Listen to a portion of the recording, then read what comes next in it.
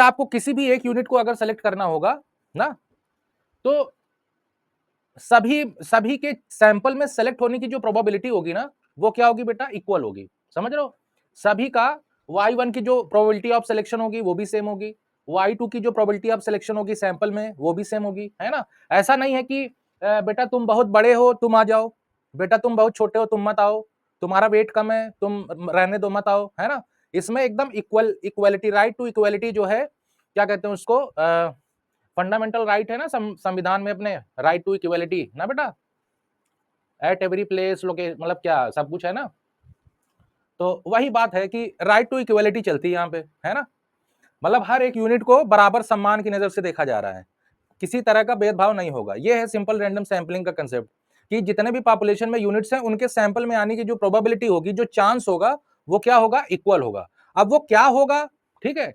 जैसे मान लो बेटा मैं लिख दे रहा हूं प्रोबेबिलिटी ऑफ, मैं यू आई लिख रहा हूं, ठीक है। प्रोबेबिलिटी ऑफ यू आई का मतलब क्या, यू आई का मतलब आईएथ यूनिट की सेलेक्ट होने की प्रोबेबिलिटी ना बेटा, समझ रहे हो कि नहीं, बताओ पहले।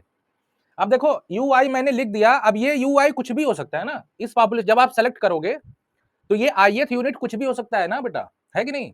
हमको तो पता नहीं कि इनमें से कौन सा होगा, समझ रहे हो। पहले बताओ यू आई यूनिट और ये जो y1 से लेके y कैपिटल एन तक लिखा हुआ है, इनके बीच में डिफरेंशिएट कर पा रहे हो, बताइए। समझ, अगर ना समझ में आए तो बताओ, पहले पूछो। देखो ये जो यू आई है ना, ये आपका है आईएथ यूनिट। अब ये कुछ भी हो सकता है ना बेटा, हमको तो पता नहीं है कि इनमें से क्या होगा, है ना। तो मैंने जब यू लिख दिया, यू आई आईएथ यूनिट के सेलेक्ट होने की प्रोबेबिलिटी क्या होगी। अब ये कुछ भी हो सकता है ना बेटा, तो आईएथ यूनिट इसमें से कुछ भी हो सकता है, समझ रहे हो। ये जिस मतलब आईएथ मतलब जिस ड्रॉ पे आप जो है जब आप सेलेक्ट करते हो ना बेटा, तो उसमें ड्रॉ जो आपका होता है वो भी मायने रखता है कि आप कब सेलेक्ट कर रहे हो ना, समझ रहे हो कि नहीं। तो इसी को इस तरीके से लिखते हैं, ब्रैकेट में जे लगा देते हैं। अभी फिलहाल इतना समझो कि इसमें जो प्रोबेबिलिटी होगी सारे यूनिट्स के सेलेक्ट होने की सैंपल में, वो क्या होगी, इक्वल होगी, है ना। तो जैसे मान लो कि वो क्या होगी, अभी मैं बस समझाने के लिए बता दे रहा हूं। मान लीजिए सभी की प्रोबेबिलिटी सेम होगी, ठीक है। तो इसको मैं लिख दे रहा हूं, मान लो केस में डिनोट कर दे रहा हूं, ठीक है। आई इक्वल टू 1 से लेके कैपिटल एन, है ना। ये जो आई से लेके 1 से लेके कैपिटल एन है, ये क्या है बेटा, सारे पॉपुलेशन यूनिट्स हो गए। तो हर एक पॉपुलेशन यूनिट्स के सेलेक्ट होने की सैंपल में जो प्रोबेबिलिटी होगी वो क्या होगी बेटा, के क्या है, एक कांस्टेंट है, मतलब सभी की प्रोबेबिलिटी सेम होगी।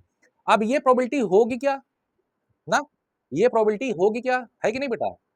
तो प्रोबेबिलिटी देखो इंडिविजुअल यूनिट्स की ना, इंडिविजुअल एक यूनिट की सैंपल में सेलेक्ट होने की प्रोबेबिलिटी क्या होगी। अब जैसे आप लोगों ने प्रोबेबिलिटी पढ़ा होगा एकदम स्टार्टिंग में, कि जैसे कुछ आपके पास एक बैग है ना, जैसे एक बैग मान लीजिए, एक बैग है जिसमें आपके कितने मान लीजिए कि 5 रेड रेड बॉल्स हैं, है ना बेटा। तो एक रेड बॉल के सेलेक्ट होने की प्रोबेबिलिटी आप लोग क्या लिखते हो, एक रेड बॉल के सेलेक्ट होने की प्रोबेबिलिटी यहाँ पे क्या लिखोगे, 1/5, है ना। मतलब एक यूनिट सेलेक्ट करना है, तो ये हमारा फेवरेबल केस हो जाएगा और नीचे क्या हो जाएगा, टोटल केस हो जाएगा, ठीक है ना। तो ऐसे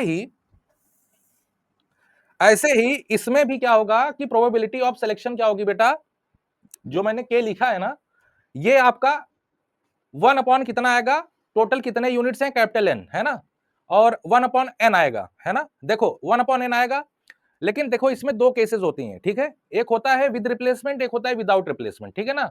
तो उसको अभी मैंने 1 अपॉन एन इसलिए नहीं लिखा क्योंकि 1 अपॉन एन जो है आपका विद रिप्लेसमेंट में किसी और तरीके से आएगा, और विदाउट रिप्लेसमेंट में आने का तरीका कुछ और है ना। क्योंकि विदाउट रिप्लेसमेंट में क्या होता है कि आपका जो यूनिट्स होता है, वो जो आप जो यूनिट सेलेक्ट करोगे वो पिछले वाले यूनिट्स पे डिपेंड करेगा, है कि नहीं। विदाउट रिप्लेसमेंट में क्या होता है कि जैसे आपने किसी ड्रॉ पे आपने सेलेक्ट किया, मान लीजिए केथ ड्रॉ पे आप आईएथ यूनिट सेलेक्ट किए, तो केथ ड्रॉ पे वो यूनिट सेलेक्ट तो हुआ, लेकिन हमें और इंफॉर्मेशन क्या मिल रही है कि देखो विदाउट रिप्लेसमेंट में आपका क्या होता है, एक बार सेलेक्ट हो जाने के बाद दोबारा वो पॉपुलेशन में नहीं जाता, ठीक है। और विद रिप्लेसमेंट में क्या होता है कि एक बार आप सेलेक्ट कर लिए तो दोबारा वो पॉपुलेशन में जा सकता है, आप रिप्लेस कर सकते हो, करते ही हो, है ना। तो विदाउट वाले में क्या होता है कि जैसे आपने केथ ड्रॉ पे आपने यूनिट मान लीजिए केथ ड्रॉ या जेएथ ड्रॉ, किसी पे भी एक यूनिट आप सेलेक्ट किए, तो बाकी के जो j-1th ड्रॉ है, आपको इंफॉर्मेशन क्या मिल रही है कि उन ड्रॉ पे ये सेलेक्ट नहीं हुए हैं, है ना? तो इसका इस्तेमाल करते हुए हम लोग क्या करेंगे, प्रोबेबिलिटी ऑफ सिलेक्शन निकालेंगे, विद रिप्लेसमेंट में अलग और विदाउट रिप्लेसमेंट में अलग, ठीक है ना? अभी बस ये समझो कि सिंपल रैंडम सैंपलिंग का बस एक सिंपल सा कंसेप्ट है कि कोई भी यूनिट हम सेलेक्ट करेंगे, सभी की प्रोबेबिलिटी क्या आएगी, सेम आएगी, जिसको मैंने क्या लिखा, k लिखा। पहले बताओ इतना समझ रहे हो? इतना समझ रहे हो? यही कंसेप्ट है सिंपल रैंडम सैंपलिंग में, है ना? और इसके अलावा कोई कंसेप्ट नहीं। हाँ, पूछो बेटा, पूछो।